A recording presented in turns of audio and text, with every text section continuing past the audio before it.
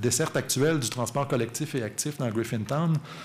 C'est un secteur qui est desservi par le transport collectif. De leur dire qu'il est bien desservi, il y a une petite marge, en fait. Le secteur profite quand même de la proximité relative de 3 stations de métro, où on peut, en fait, se rendre à pied relativement aisément. Donc, en une bonne dizaine de minutes de marche, on peut rejoindre la station de métro Bonaventure. Je conviens que ce n'est pas nécessairement le parcours le plus intéressant. Il y a la topographie aussi qui joue là-dedans. Il faut monter la côte pour rejoindre le centre-ville. Ces stations-là sont tout de même là. Il y a également des stations des circuits d'autobus qui circulent dans Griffintown. Encore là, la fréquence est très limitée. Le passage des autobus est assez pratique pour les gens qui veulent circuler rapidement dans le secteur. Il y a donc quand même une armature de base qu'on va pouvoir chercher à améliorer relativement facilement, soit en ajoutant des circuits d'autobus ou en augmentant la fréquence de ces autobus-là dans le secteur. On voit les stations Bixi aussi qui se déploient à la périphérie de Griffintown, stations Communauto également qui sont vraiment à l'extérieur du secteur. Considérant le fait qu'on n'a pas beaucoup d'occupation actuellement dans Griffintown, ça explique un peu la localisation périphérique, mais on peut comprendre qu'assez rapidement, avec l'augmentation des besoins, ces services-là vont suivre dans le secteur. Griffintown, c'est aussi un domaine public dont l'état actuel est un petit peu en accord avec la vocation qu'il a eue là, dans les dernières décennies. Donc, bien évidemment, c'est un secteur où la fonction industrielle était dominante. On a cherché à regarder un peu l'état des trottoirs où on est susceptible de circuler dans Griffintown et on s'est vite rendu compte qu'il y a plus de 50% des trottoirs, non plus de la moitié des trottoirs du secteur qui sont en mauvais état, qui vont devoir être refaits. Et je vous illustre en fait l'état actuel des choses. Vous les connaissez sans doute. Vous voyez que dans certains cas, on a déjà commencé à faire du verdissement dans Griffintown. On a aussi conservé le patrimoine à travers les pavés, certains des tronçons de rue aussi qui sont asphaltés. Et en fait, d'autres tronçons de rue où il n'y a carrément pas de trottoir. Ça s'explique dans la mesure où on avait beaucoup de manutention de marchandises, très peu de piétons qui circulent. Donc, l'entretien, l'aménagement du domaine public, ce n'était pas une préoccupation jusqu'à présent dans Griffintown. On va devoir changer les choses dans la mesure où on veut en faire un milieu de vie, bien évidemment. On a un petit peu le même constat au niveau des plantations, donc la présence des arbres sur les rues. On voit ici les quelques rues sur lesquelles on est susceptible de rencontrer des arbres. Encore là, l'état des plantations est variable selon les tronçons de rue. On a tout un défi de verdissement dans Griffintown, on en est bien conscient. On voit un peu la rue Peel, par exemple, où on retrouve quand même quelques arbres.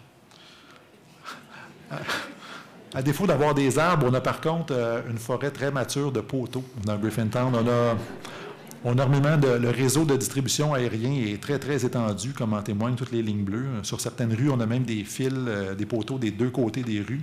Surtout dans des situations où on a des rues étroites dans Griffintown, ça nous donne un peu la situation qu'on apprécie ici avec des impacts sur le paysage urbain, puis aussi éventuellement sur la cohabitation de ces transformateurs-là et de ces fils avec du développement résidentiel. Donc, vous imaginez comme résident avoir une fenêtre qui donne sur ces installations-là, pas nécessairement intéressant. Donc, on est bien conscient qu'on a du travail à faire en termes d'enfouissement, de révision de ces différents réseaux.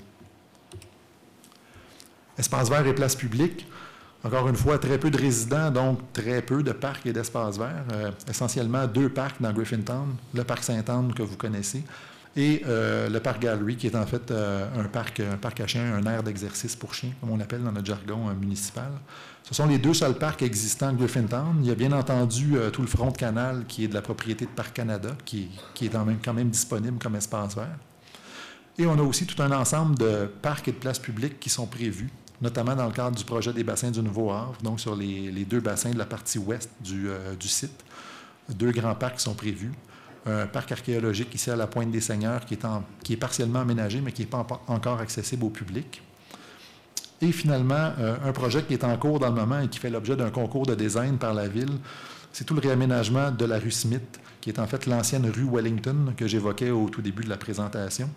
Un lien important donc entre le Vieux-Montréal et le canal de la Chine qu'on va chercher à mettre en valeur par le biais de ce concours de design dont les lauréats seront connus au cours du printemps. Donc, ce dossier-là est à suivre quant à l'aménagement de ce lieu qui deviendra assez important dans la mise en valeur de Griffintown. Si on traduit un peu cette carte-là en chiffres, on voit qu'actuellement, on a 2,5 hectares de parcs existants. Les projets que j'évoquais sont susceptibles d'en amener 4,1 supplémentaires. On voit quand même que Parc Canada, avec ses secteurs quand même assez importants comme espace vert actuellement. Quand on met tout ça en perspective avec la population qui est attendue dans Griffintown, on aurait encore un besoin pour une dizaine d'hectares supplémentaires d'espace vert qu'on va devoir chercher à aménager, soit à travers les projets immobiliers ou par de l'acquisition de terrain ou du réaménagement d'emprises publiques. On est conscient qu'on a tout un défi de création de nouveaux espaces verts dans Griffintown. Et c'est encore une fois à travers la planification, à travers aussi l'expression de vos besoins qu'on pourra préciser la planification de ces espaces-là.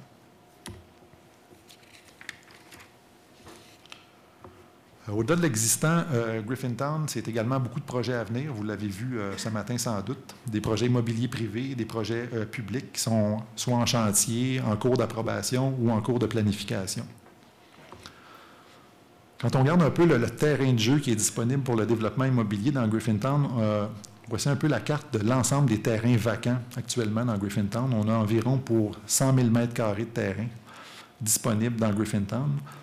Et quand on superpose à cette carte-là les projets existants que vous avez vus ce matin, on accapare 30 % de ces terrains-là. Il reste donc encore 70 % des terrains vacants de Griffintown qui demeurent disponibles pour du développement qui n'est pas encore connu aujourd'hui et qu'on pourra travailler donc à la lumière des résultats de la planification. Je vous illustre un peu les projets immobiliers à l'étude en faisant ressortir qu'on a parlé beaucoup du projet de Vimco, du PPU, des bassins du Nouveau-Havre. On voit un peu comment ces secteurs-là ont généré des projets immobiliers, mais on constate aussi qu'il y en a plusieurs qui s'installent à l'extérieur de ces périmètres de planification, je dirais, établis. Ces projets-là, vous avez commencé sans doute à les voir dans la partie ouest du secteur, le carré de la Montagne, à l'angle de la rue de la Montagne et Ottawa. Le projet Le William, à l'angle de la rue William et des Seigneurs. Le projet des îlots Saint-Martin, un peu plus au nord, dans Griffintown, près de la rue Notre-Dame. On a, si on revient vers l'est, les dernières phases de la Launaise, le projet Le Griffix, à l'angle de Peel et de Wellington, le projet de l'ETS, le Carrefour d'innovation, à l'angle de la rue Peel et William, et une des phases du projet District Griffin, plus près du canal de la Chine, dans la partie est de Griffintown. Donc, en tout, c'est 17 projets immobiliers qui sont actuellement à l'étude. Bien entendu, plusieurs de ces projets-là ont une dominante résidentielle. On retrouve aussi beaucoup de commerce au rez-de-chaussée de ces projets-là. On cherche à établir du commerce pour assurer une certaine forme de mixité des activités dans Griffintown, répondre aux besoins aussi de la population. Ce n'est pas seulement des projets résidentiels, il y a aussi l'ETS avec des résidences étudiantes à venir, projet de galerie d'art, projet de salle de spectacle aussi dans le bâtiment de la New City Gas, qui est à l'extrême est de Griffintown. Les projets dans Griffintown, c'est aussi les grands projets que vous connaissez, les bassins du Nouveau-Havre, District Griffin, le projet de quartier de l'innovation qui est piloté par l'ETS. Donc, au total, quand on regarde ce que ces projets-là vont générer, c'est 7 000 nouveaux logements auxquels on doit ajouter 1 200 unités de logement social et communautaire dans l'ensemble du secteur. Au-delà du développement immobilier privé, la Ville occupe aussi une part active dans le redéveloppement du secteur avec des projets que j'évoquais tantôt, des projets d'aménagement du domaine public. Donc, on travaille nous aussi à faire en sorte que les projets s'installent sur les terrains privés, mais la rue, l'espace de la rue, les parcs doivent aussi suivre en qualité et en superficie ces projets-là. On a actuellement 3 projets qui sont pilotés par la Ville. Le concours de design urbain de la promenade Smith que j'évoquais tout à l'heure. Le projet Bonaventure aussi, qui suit son cours, un projet qui a déjà été soumis il y a longtemps à la consultation publique en 2008-2009, qui a beaucoup évolué et qui va être appelé à être présenté à la population au printemps. Projet à travers lequel l'aménagement du domaine public occupe une place très importante. Et finalement, tout l'aménagement du site des bassins du Nouveau-Havre avec le nouveau tracé de la rue Peel et aussi la mise en valeur des bassins qui vont ouvrir une nouvelle fenêtre, de nouveaux liens entre le quartier et le canal de la Chine. J'approche de la conclusion en vous disant que pour encadrer ces projets-là, assurer la cohérence entre tous ces projets-là, il est évident que la Ville est animée par un certain nombre de principes, de valeurs, d'éléments de vision. Ces principes-là ne sont pas encore consolidés dans un document auquel on va arriver au terme de la démarche actuelle. Mais je voudrais quand même partager avec vous certains éléments, certaines considérations qui nous animent lorsqu'on étudie les projets qui nous sont soumis, dans l'attente d'avoir un document de référence intégré qu'on va développer avec votre contribution. Donc, ces thèmes qui animent déjà notre réflexion à la Ville, toute la question de la mixité des fonctions pour supporter la création d'un véritable milieu de vie. La question de la densification aussi, qu'on voit comme une opération qu'on doit doser sur le territoire. Donc, la densification, construire plus haut, plus dense, ça peut se faire, mais il faut être conscient et respectueux du caractère du secteur, mais également du potentiel qu'il offre. Donc, il y a de la place pour accueillir de la densification dans Griffintown. Il faut le faire de façon intelligente et on va le faire à travers cette démarche-ci pour tout le reste du territoire qui reste à planifier.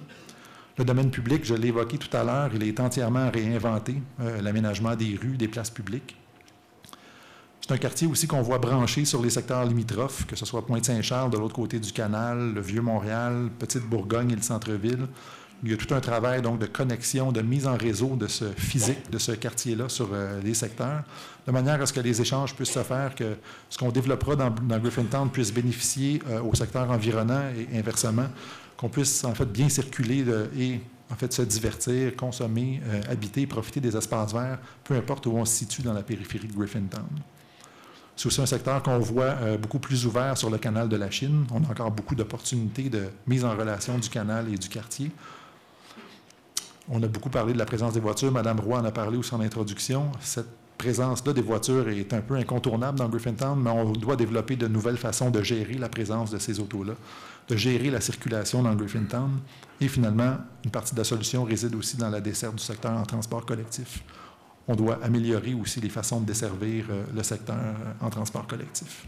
Je vous remercie pour votre attention. Merci, M. Comeau.